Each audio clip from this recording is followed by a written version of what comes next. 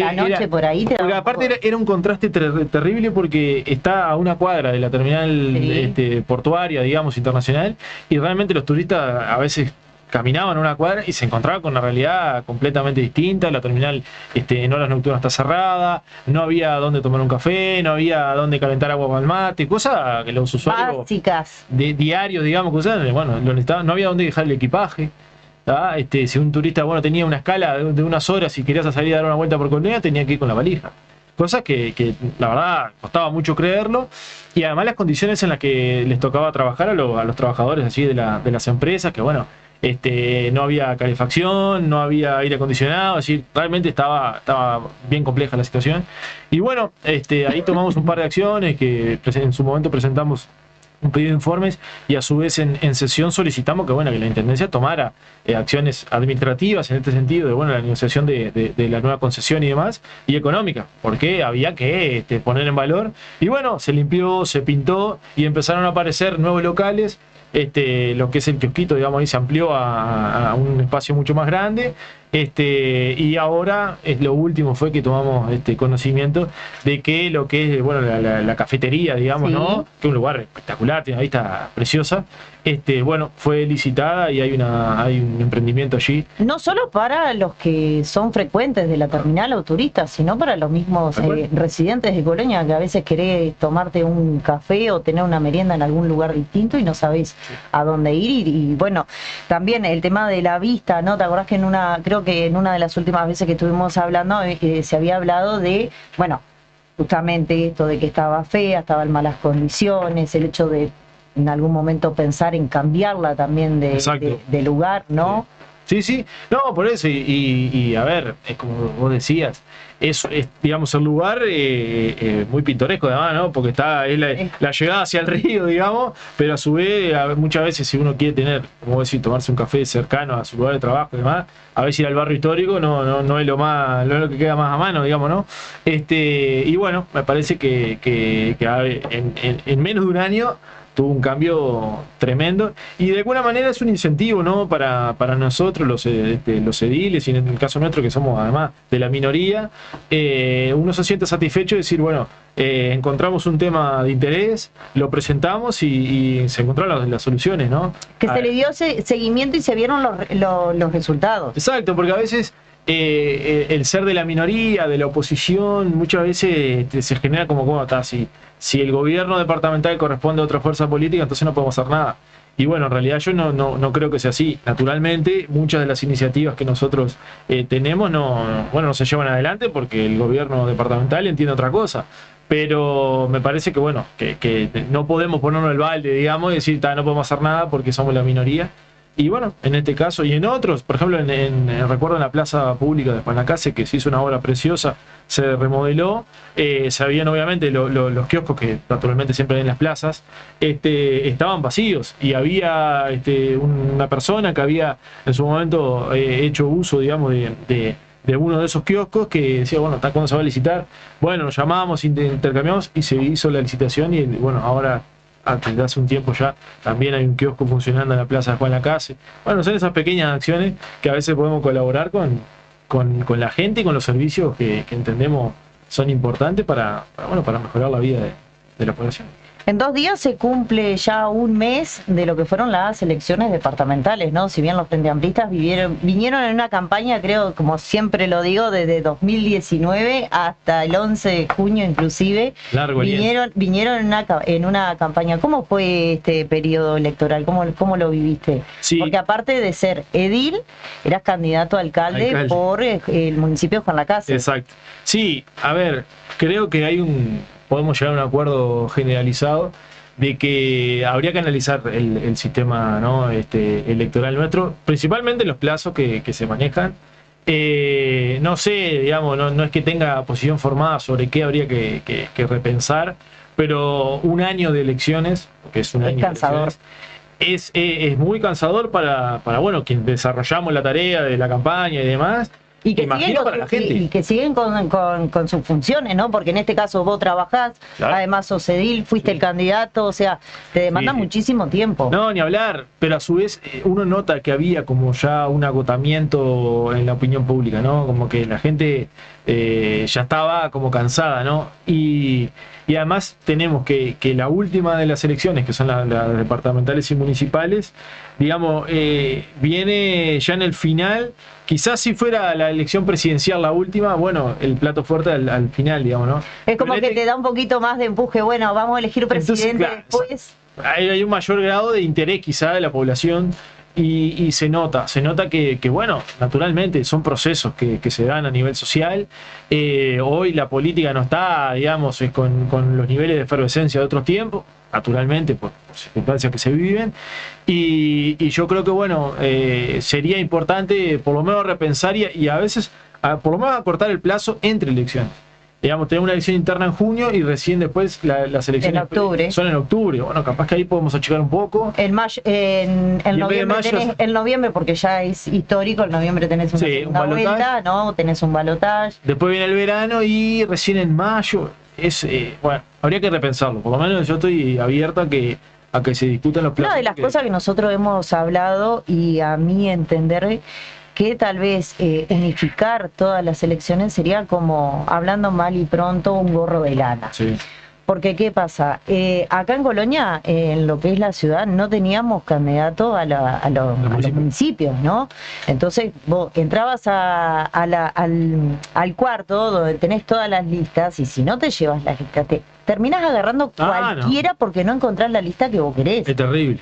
Entonces, si vos decís, bueno, tenés un candidato a alcalde, tenés encima el candidato a intendente, no podés cruzar las listas, los votos, no podés cruzar, digo, y encima tenés un candidato a presidente, digo, sí. Es como que sería muchísimo. No, y creo que, a ver, la separación para mí de las elecciones nacionales y departamentales es una cosa positiva que se generó, porque además, antes, al no habilitarse el voto cruzado, como vos decías, la elección nacional, de alguna manera, bueno, generaba condicionamiento para la elección departamental, naturalmente, porque era una elección nacionalizada. Es decir, vos votabas a un partido político a la presidencia y era el único que podía votar a nivel departamental. Y bueno, y ahí nace la pregunta, ¿qué sucedería? Por ejemplo, en Colonia, ya hace 4 elecciones que en octubre la fuerza política más votada es el Frente Amplio, no así en mayo. Y bueno, y si se unificara ahí, ¿qué pasaría? ¿Pesaría más lo nacional? Es decir, ¿el Frente ganaría la intendencia, hablando, ¿no?, de forma hipotética? ¿O al revés?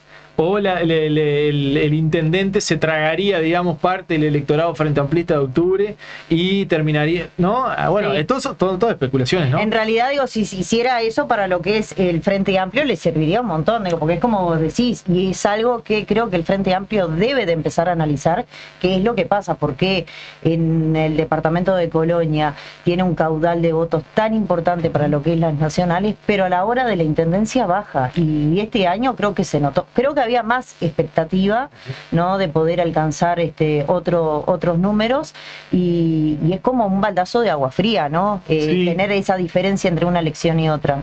Creo que tuvimos una derrota dura, eso hay que aceptarlo, digamos. De hecho, retrocedimos en votación respecto a hace 5 años atrás, perdimos una banca, vamos a tener 11, teníamos 12, y cada vez hay más municipios, pero seguimos reteniendo solo el de Panlacase. De hecho, perdimos una elección en Palmira por 59 votos, una cosa que cuesta decirlo porque no se puede creer, digamos, ¿no?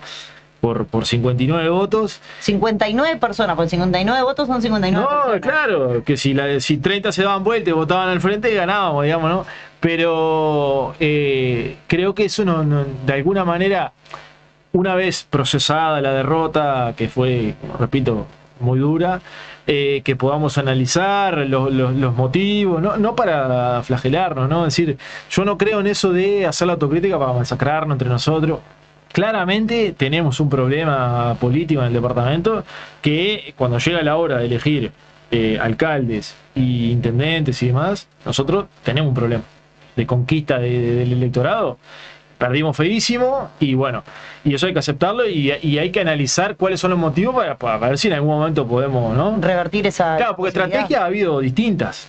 En su momento, bueno, decía no, porque alguien se presenta y después no repite, entonces tuvimos un candidato que fue 3 veces candidato a intendente, no tuvimos los resultados esperados. Ahora tuvimos un candidato con un nivel de conocimiento altísimo, que era senador de la República, que fue Nicolás, y tampoco logramos despegar. Es decir, bueno, habrá que encontrar caminos. Creo yo que la materia municipal sirve de palanca para el Partido Nacional, que es el que lo utiliza mejor el mecanismo de la elección municipal, porque esto, al no permitir el voto cruzado, uno tiene que votar a municipio e intendencia al mismo color político. Entonces, la multiplicidad de candidaturas que presenta el Partido Nacional en los distintos municipios genera que de alguna manera van, ¿no?, conquistando y rascando de un lado y de otro. Y bueno, esos 50, 70, 120 votos hacen, digamos, a la totalidad. Sí. Yo, bueno, vengo de Juan Lacase, que es justo la excepción en el departamento, donde, bueno, ganamos por 2.000 votos de diferencia respecto al Partido Nacional.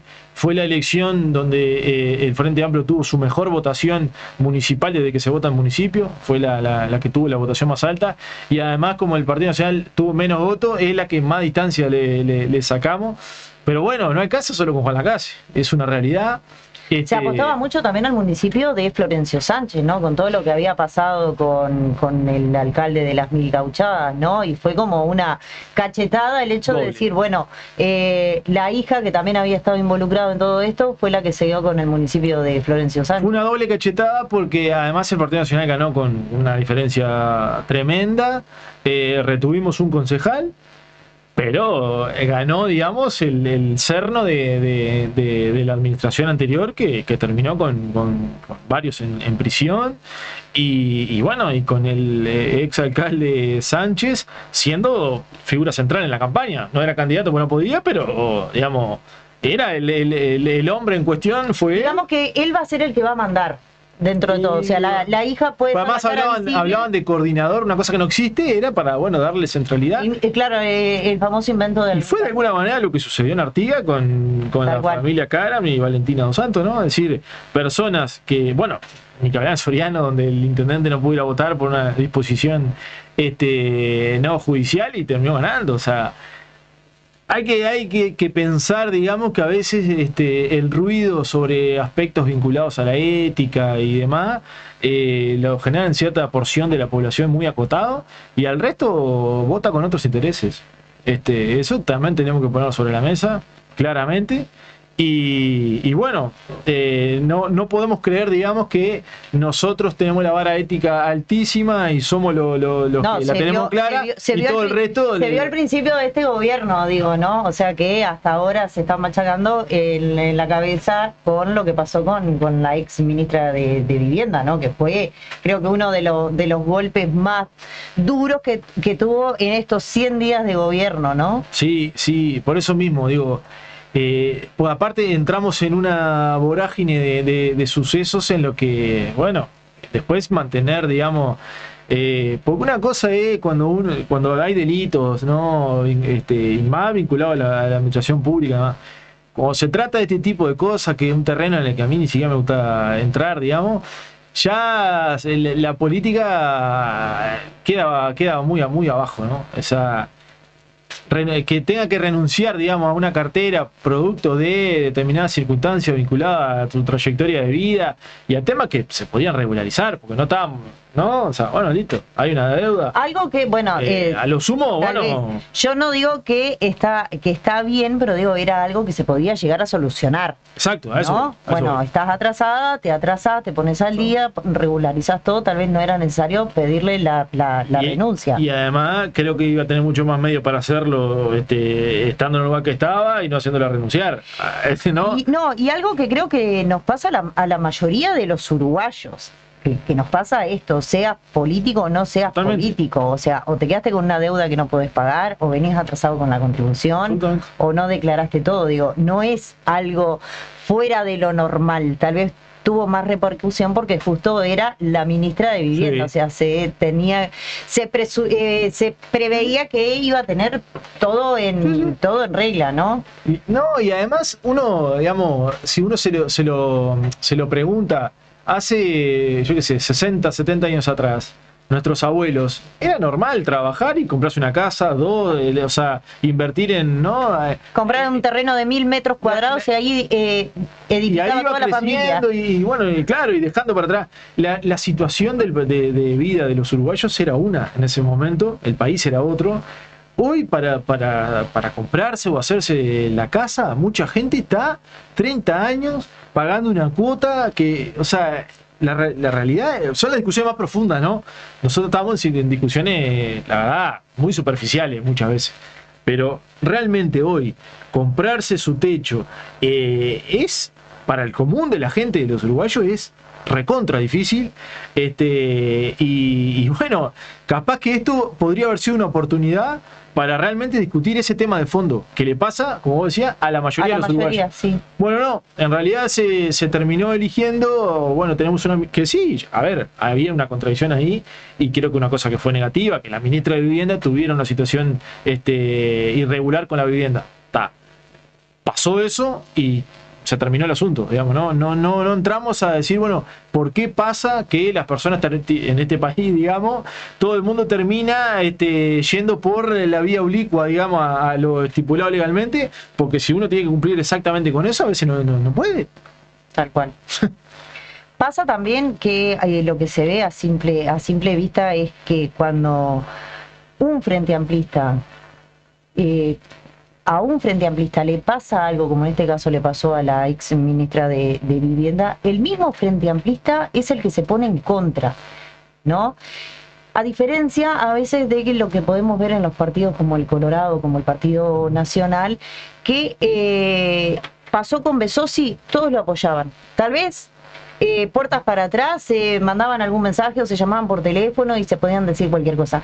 Pero dentro del ojo público era como que todos apoyaban a una misma persona. Sí, ahí, digamos, es en esto de, bueno, de dónde ponemos la vara ética y el análisis crítico, ¿no? Que los frente amplistas sentimos como, bueno, de no conformarnos y de, bueno, de tener ese espíritu crítico.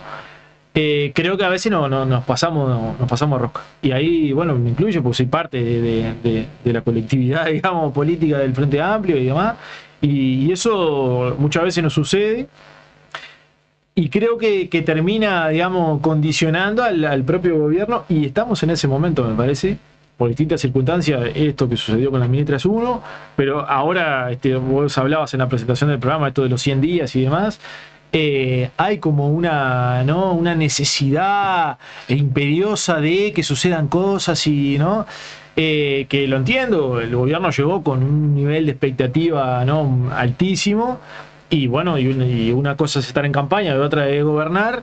Uno llega al gobierno y se encuentra con determinadas situaciones, y bueno, y quizá los más críticos de estos 100 días, las críticas más fuertes vengan de fila frente amplista, ¿no?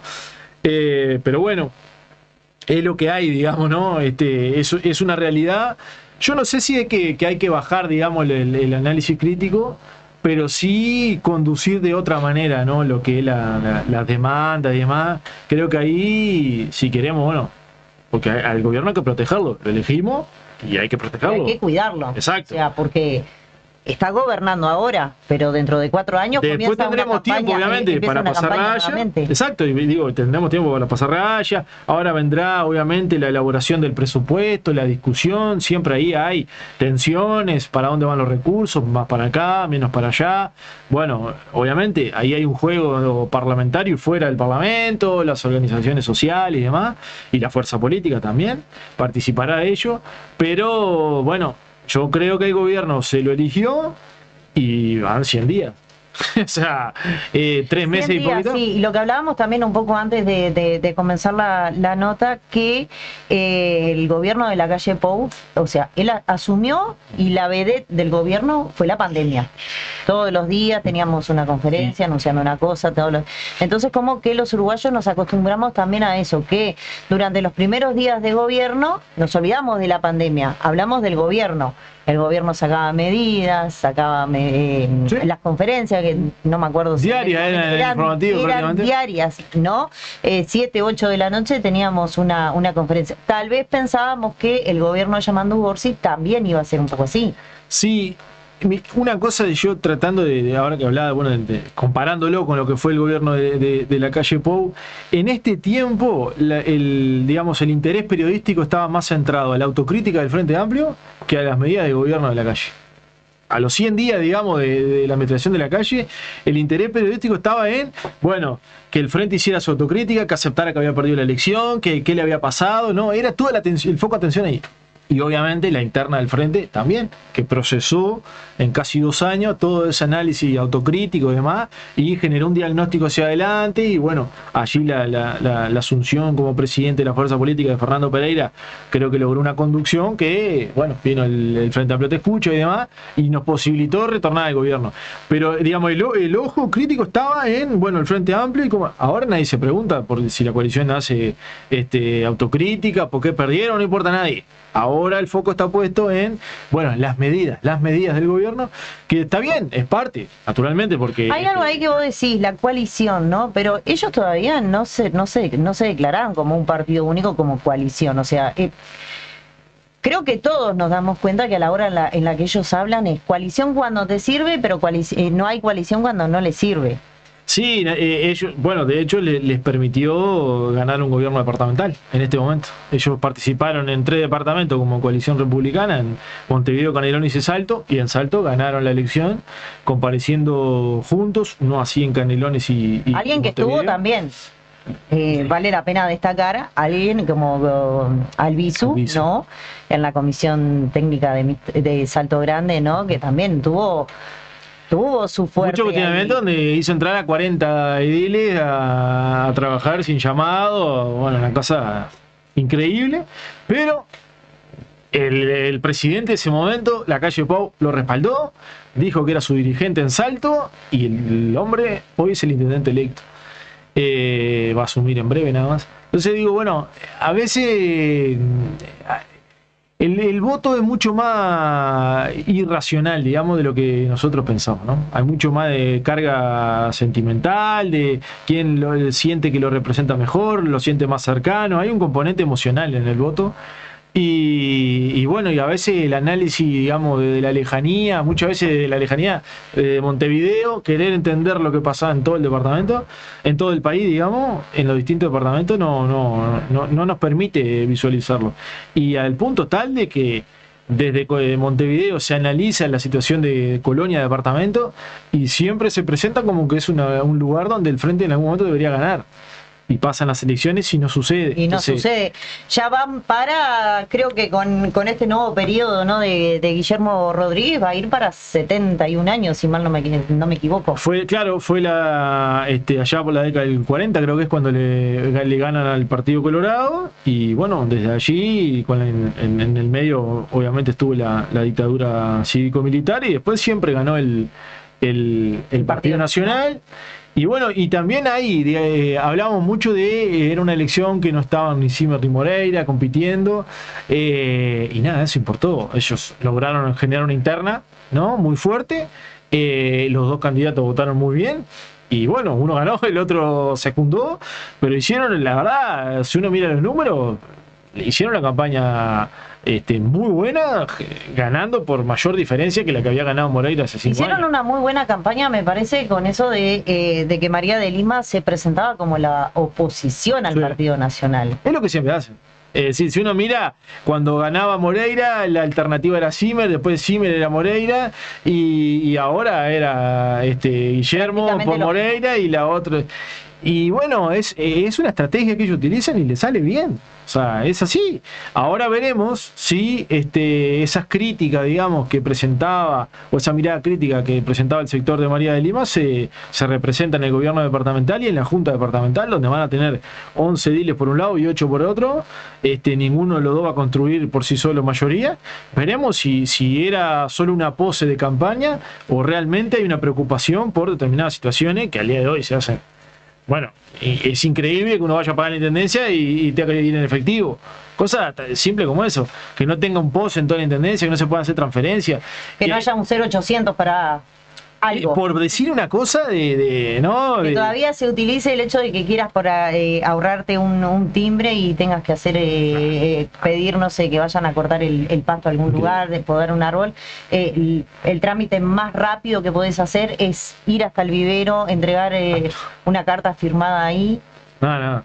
Por eso, y lo digo porque María de Lima lo hablaba en la campaña, ¿no? Bueno, veremos a ver si efectivamente eso sucede. No tengo demasiadas expectativas, quiero decir. Te propongo irnos a una pausa breve y enseguida volvemos. Estamos aquí en La Semilla dialogando con el edil Emanuel Martínez y bueno, veníamos analizando un poquito lo que ha sido esta derrota en el departamento de Colonia, ¿no? para el Frente Amplio. Ahora, bueno, ya vos asumís nuevamente como edil el 10 de julio. Yo fui electo concejal en Juan Lacase y edil departamental. Y bueno, obviamente como son dos cargos electivos que no son compatibles uno con el otro, digamos. De hecho, los ediles tenemos la función de controlar a los municipios, al Ejecutivo Departamental y a los municipios. Y bueno, luego de algunas conversaciones, digamos, con mis compañeros y compañeras, resolvimos que lo mejor, digamos, era para el proyecto político nuestro, de alguna manera que yo siguiera en la Junta Departamental y desde allí, bueno, acompañar ese proceso de trabajo que queríamos hacer en Juan Lacase. Así que voy a optar por asumir nuevamente en la Junta Departamental. En la Junta Departamental. Y ya empapado con este periodo anterior, que todavía no terminaste. Exacto. ¿No? Sino que enganchaste. Hoy tenemos sesión, de hecho. Hoy es la última sesión ordinaria del periodo. Puede que haya alguna extraordinaria antes de cambio de autoridades. Sí, sin duda que bueno, fue un periodo más corto en realidad, porque nosotros nos tocó asumir a fines de noviembre. Porque en medio de la pandemia las elecciones se habían pospuesto de mayo a septiembre. Y bueno, asumimos a fines de noviembre, ahí hay casi unos 6 meses menos, digamos, que tuvimos. Pero bueno, sin lugar a dudas fue un aprendizaje impresionante, ¿no? Y creo que, bueno, ahora de alguna manera la experiencia previa me permite ver las cosas de otra manera en algunos casos. Y bueno, veremos cómo repercute. Hay un recambio importante también en la bancada del Frente Amplio. Y bueno, todavía no hemos tenido oportunidad de con los nuevos, los que asumen, digamos, ahora. Supongo que después de esta sesión de hoy habrá algún tipo de encuentro previo a la asunción. Y bueno, veremos cómo se da. Muchos, los que tienen mayor experiencia, digamos, que han repetido varias veces o que fueron ediles en otro momento, hablaban de que este periodo había sido uno de los peores periodos legislativos que había tenido la Junta. Yo no tengo la oportunidad de compararlo con otro, pero bueno, si es así, esperemos que que se viene sea un poco mejor. Bueno, como te decía, ¿no? Empapado ya en lo que es el trabajo en la Junta Departamental. Aparte, la semana pasada también tuvieron una sesión con que había pasado con no sé si decirle trabajador, ex trabajador de tránsito, ¿no? Sí. Él era inspector de tránsito. Exacto, nosotros solicitamos una sesión extraordinaria para tratar el tema, básicamente, porque no está bueno hablar de casos puntuales, pero tratando de generar desde la generalidad, yendo al caso en concreto. ¿Se acuerdan que en un momento se generó una comisión investigadora en la Junta Departamental, producto de que un funcionario de la Dirección de Tránsito había presentado una serie de denuncias respecto a posibles irregularidades que se habían generado ahí adentro de la dirección? Bueno, se conformó la comisión investigadora, se realizó un trabajo casi duró 2 años, y varias de las denuncias que este funcionario había realizado se comprobaron. Eso determinó que, si bien la Junta Departamental había solicitado pedirle que el intendente le pidiera la renuncia o lo removiera, mejor dicho, al director, el director terminó una semana después de la sesión donde se puso en conocimiento el informe, terminó renunciando el director de tránsito. Y bueno, el funcionario en cuestión, digamos, el denunciante, fue trasladado a otro lugar, digamos, del departamento, y un tiempo después, producto de un informe realizado por una de las personas que había sido acusado y de los cuales la Junta Departamental había pedido que se investigara, termina realizando un informe que, bueno, elevado al director de tránsito actual, terminan determinando la no renovación de su vínculo contractual. ¿Cuál es el asunto? Que los funcionarios presupuestados tienen que tener un proceso de investigación administrativa, luego de sumario, y si el Ejecutivo decide removerlo, tiene que llevarlo a la Junta Departamental y por mayorías especiales, es decir, por 21 votos, se tiene que votar la destitución del funcionario. Esto no ocurre en el caso porque el funcionario en realidad era contratado y no presupuestado. Uno puede tender a pensar que hacía poco que estaba en intendencia. Bueno, hacía 15 años que estaba en intendencia, y además fue un funcionario que ingresó por concurso, porque uno de los pocos funcionarios que ingresan por concurso son los inspectores de tránsito.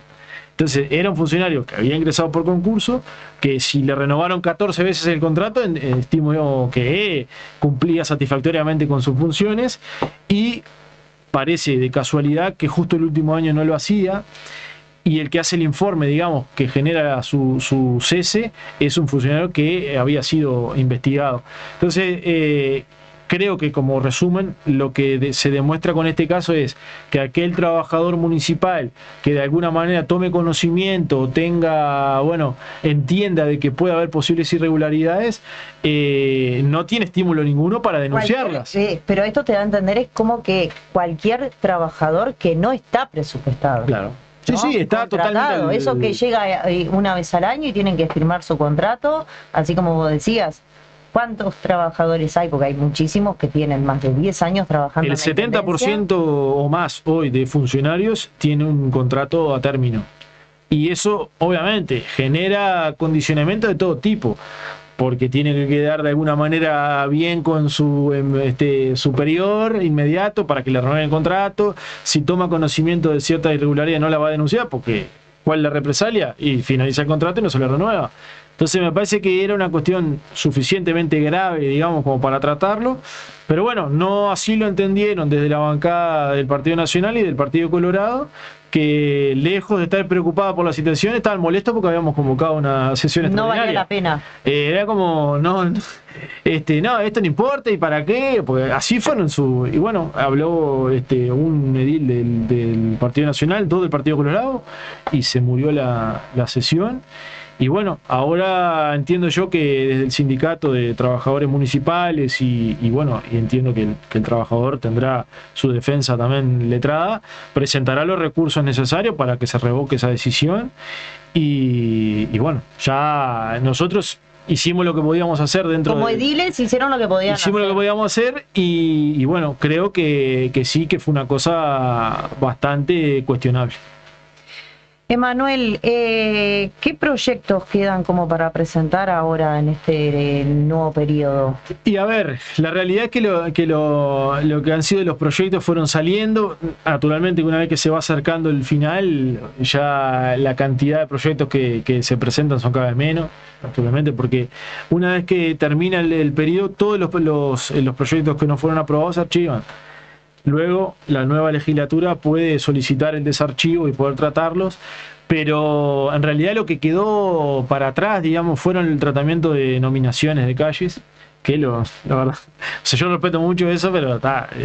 no sería uno de los temas principales. Claro, no es lo más importante, naturalmente, pero bueno, producto de algunas negociaciones que se habían dado entre bancadas, eso fue quedando para atrás. Bueno, ahora de alguna manera se encontró caminos de solución, y de hecho hoy en el orden del día creo que hay 2 o 3 temas y el resto son todo nominaciones de calle, y es la última sesión ordinaria, puede que haya alguna extraordinaria, y creo que también por tema de nominaciones de calle, pero todo lo demás, bueno, será reflotado de alguna manera para el próximo periodo. Yo ahí, por ejemplo, tengo 2 temas que bueno, fueron presentados y no logré contar con la mayoría para aprobarlo. Uno era la creación de la Defensoría del Vecino, que me parece que al día de hoy seguimos viendo cómo hay una porción de la ciudadanía que queda por fuera, digamos, y necesita de alguna manera de un aliado institucional y bueno, que le permita acceder a los servicios básicos, tener una ventanilla donde poder acudir. Bueno, no sé, no lo entendió así la bancada oficialista. Y lo que era la profesionalización, que fue el primer proyecto que presenté de la comunicación de la Junta Departamental, que es increíble que al día de hoy siga teniendo solo una red social, que es la de Twitter, que manda la convocatoria, que no lo lee nadie ahí. Y es que mucho, digo, lo hemos hablado en más de una ocasión, la semana pasada lo hablamos también con el edil Martín Collazo, después con Carlos Fernández el viernes, ¿no? De esa... que no es que haya falta de interés en la gente, es que muchas veces no nos enteramos, ¿no?, de cuándo se van a reunir ni qué tema es que se trata.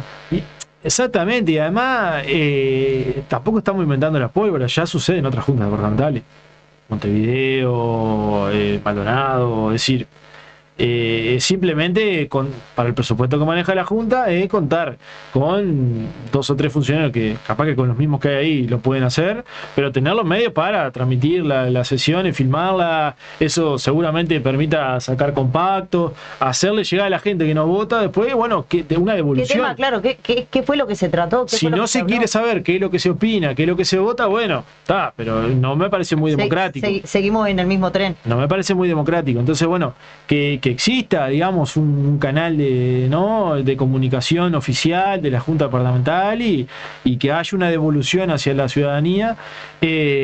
Bueno, es un proyecto que entró en la Comisión de Asuntos Internos, que es la que maneja la interna de la Junta, y nunca salió de allí. Y bueno, y obviamente que lo voy a presentar nuevamente. Ojalá que contemos con todo el aval, digamos, y el acompañamiento de toda la bancada del frente, y ver si podemos, capaz que justamente hablábamos en el bloque anterior, con una parte del Partido Nacional que quiere renovar un poco ¿no? Bueno, capaz que en una de esas encontramos un aliado para aprobar eso. Porque por ahora, por el momento, muchos nos enteramos de lo que pasa dentro de la Junta cuando Carlos Fernández hace alguna transmisión en vivo, que dicho sea de paso, hace unos días atrás, justo lo estaba mirando así, alguien que le comenta, ¿no podés acercar un poquito el teléfono? Porque no se escucha de qué están hablando. Claro, y además una cosa, como no hay una transmisión, digamos, oficial, decir que está, que ni capaz que es peligroso que yo lo diga a él, pero está, nadie le ha dado por tomar las imágenes que salen de ese tipo y transformarlas en otra cosa. Y te hacen decir a vos algo que vos nunca dijiste. ¿Se entiende? Sí. Porque hoy los medios, digamos, tecnológicos... El que es un poco rápido con la tecnología y la inteligencia artificial puede llegar a hacer cualquier cosa. Entonces no tiene cómo contrastarlo, salvo la versión taquigráfica que nadie va a ir a leerla. Bueno, me parece que ya no se sostiene, digamos, que tengamos ese tipo de junta, que no va nadie a las barras, que digamos, la convocatoria se enteran solo los medios de comunicación y que obviamente tienen cero estímulo para ir a fumarse las sesiones. Bueno, tenemos que hacer una cosa un poco de puertas más abiertas y además para que podamos rendir cuenta. Decir, bueno, yo hice esto, bueno, genial, a ver, ¿dónde está? ¿No? Y cuando hay temas de interés, que la gente pueda saber cuáles son las posiciones, qué es lo que se dice, porque si no queda entre tribuna a tribuna y ahí... Yo lo dije, y claro, sí, y nadie se entera. No sabe. Otra de las cosas, ¿no?, que me gustaría preguntarte antes que se nos termine el tiempo es, este año que pasó se inauguró el Paseo Colombo, ¿no?, muchos años después del proyecto original que había sido presentado por 2 Frente Amplistas, pero en ningún momento se supo que había sido un proyecto de 2 Frente Amplistas, quedó como lo hizo el gobierno de turno. ¿Pensaron en algo de eso? Me dijiste que todavía no se habían podido reunir con los nuevos ediles electos, pero viendo todo esto que ha ido pasando, ¿pensás que en algún momento puedan decir, bueno, lo vamos a plantear como bancada frente amplista, como partido, como solamente un sector? Sí, a ver, hay un tema de gentileza política que no pero está. Pero esa parte ya está... No, pero lo digo porque Porque una cosa es que uno debata ¿no? Con efervescencia, convencido de que sus posiciones son las correctas y demás, es parte, ¿no? Y más en un órgano deliberativo y ¿no? Como es la Junta Departamental. Está bien. Ahora, hay cierta cortesía que no se puede perder. Nosotros tuvimos un periodo por ejemplo, donde, hubo, ¿se acuerdan los famosos audios de aquellos que se filtraron y demás? Yo en ese momento era el primer vicepresidente de la Junta, naturalmente que renuncié porque era imposible que desde la conducción de la Junta Departamental se estuviera estableciendo determinados mecanismos para que dos ediles del Frente Amplio quedaran por fuera, digamos. Bueno, está. Pero después pasó todo el periodo, no hubo representación de la segunda fuerza política en la presidencia de la Junta. Hubo un tema con las comisiones que nosotros solicitamos y exigimos que había y denunciamos que había dos comisiones que nos correspondían que nunca se nos dieron. Es decir, un conjunto de situaciones y esta es una más. Se entiende de que jugando así con la chiquita se saca provecho y yo creo que la cosa tiene que ir por otro lado. Por ejemplo, pongo el caso del municipio de Juan Lacase, donde ha ganado siempre el Frente Amplio, ahora otra vez será 3-2, y si en algún momento los concejales del Partido Nacional no tuvieron participación fue por una decisión propia, que en algún momento en la segunda gestión de Darío ellos habían dejado de participar, pero por ejemplo en esta actual que está por terminar, siempre han tenido participación y de hecho uno va a las rendiciones de cuenta, habla el alcalde y también participan los concejales del Partido Nacional, porque son parte de la comunidad. Y jugar a ningunearlo y demás, yo creo que no contribuye en nada. Y me parece que ese tipo de cosas tiene que haber. Pasa a nivel nacional. Muchas veces, en momentos donde Tabaré inauguraba una obra que había empezado en otro momento, demás, convocaba a los otros presidentes de otros partidos políticos y iban y cortaban la cinta juntos. Son cosas que digamos, toda la comunidad está representada allí. Y me parece que de parte del gobierno departamental eso no sucede muy a menudo. De hecho, ellos tuvieron una interna fuertísima y las zancadillas se las generan hasta entre ellos mismos, digamos, ¿no? Yo creo que trataremos, ¿no?, de generar circunstancias para que eso cambie de acá al futuro. Más trabajo se viene. Eso sin duda. Trabajo, compromiso, responsabilidad. Creo que de alguna manera es lo que hemos tratado de demostrar en este tiempo. Y redoblamos nuestro compromiso con el departamento. Y naturalmente, la inmensa mayoría de la población eligió un proyecto político que no es el nuestro. Y desde nuestro lugar donde nos puso la ciudadanía, que es en nuestro rol de contralor, de oposición, trataremos de velar por los intereses del departamento, que además tiene cuestiones bastante importantes por delante. Hay que ver qué sucede finalmente con Más Colonia, que todavía sigue muy verde ahí. Veremos si ese megaproyecto camina o no camina. Que sigue muy verde. Y porque recién demoró 2 años en aparecer un ladrillo, hay movimientos de cosas, eso va creciendo, pero la venta, digamos, del proyecto incorporaba una serie de condicionamientos que veremos si efectivamente se cumplen.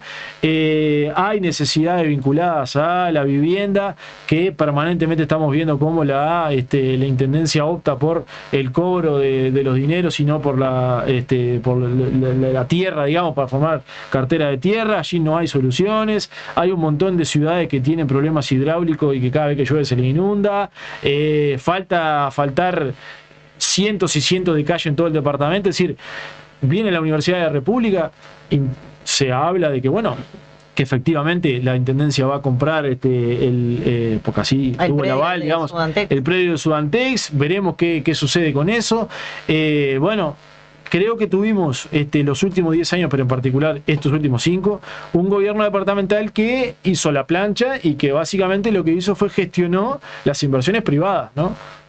Veremos a ver si el cambio de la titularidad, digamos, en en la Intendencia de Colonia genera otras cosas, y bueno, si entendemos que es para el bien de los colonienses, nos tendrá a nosotros colaborando, y si no es así, nos tendrá, bueno, denunciando las situaciones como... ¿Qué papel le toca a la Intendencia? Esta sí, te digo, es la última y ya te dejo. ¿Qué papel juega el gobierno departamental con las fuentes de trabajo en el departamento? Bueno, eso es un tema muy importante que nosotros tenemos que abordar. Claramente el trabajo, digamos, llamado así, no tiene incidencia directa del gobierno departamental, directa, pero claro que lo tiene. Es decir, nosotros tuvimos una sesión en su momento extraordinaria porque, bueno, fue lo que se generó con la situación de Yasaki y demás. Después estuvo la situación de Calcar, que fue antes de todo el detonante, pero todos los sindicatos de lácteos se presentaron allí, hablaban de la posible cierre de lo que es de la planta en Cardona y el traslado para Juan Lacasa, ahí donde está Granja Pocha. Bueno, y alguna de las situaciones era si van a venir, en ese momento eran 10 trabajadores de Cardona a Juan Lacasa, hoy no tienen línea de transporte para hacerlo. Bueno, ahí tenés un tema que el gobierno departamental lo puede abordar. El frigorífico de Tarariras, otra situación bastante compleja, de Juan Lacasa a Tarariras, no tenés cómo ir, ¿no? Eso uno. Lo otro, el modelo, digamos, de desarrollo departamental. La primera administración de Moreira, con el 95 para adelante, ahí yo creo que Moreira en su momento tuvo un horizonte, es decir, transformó a Colonia de una ciudad predominantemente industrial a una ciudad con servicios turísticos, gastronómicos y demás, y eso lo hizo bien, y hay que reconocérselo. Ahí apareció la declaración del barrio histórico como Patrimonio de la Humanidad, apalancado por el gobierno de Sanguinetti, y bueno, genial. Ahora, tenemos hay una situación crítica con el trabajo. Bueno, quizás el gobierno departamental, en articulación con el gobierno nacional y los colectivos, obviamente, organizados y demás, tenemos que encontrar cuál es el camino para que, la economía departamental crezca, porque hemos tenido bastantes situaciones vinculadas a la lechería, a la industria y demás, que ha dejado a mucha gente desempleada. Y bueno, y Colonia, que aparece en el ranking nacional como de los que tiene mejor índice de desarrollo, está sufriendo situaciones bastante complejas. Así que creo que tiene que ser una de las prioridades del gobierno departamental trabajar para revertir esa situación. Emanuel Martínez, muchísimas gracias por tu tiempo. Bueno, muchísimas gracias a ustedes por la invitación y como siempre, quedamos a las órdenes.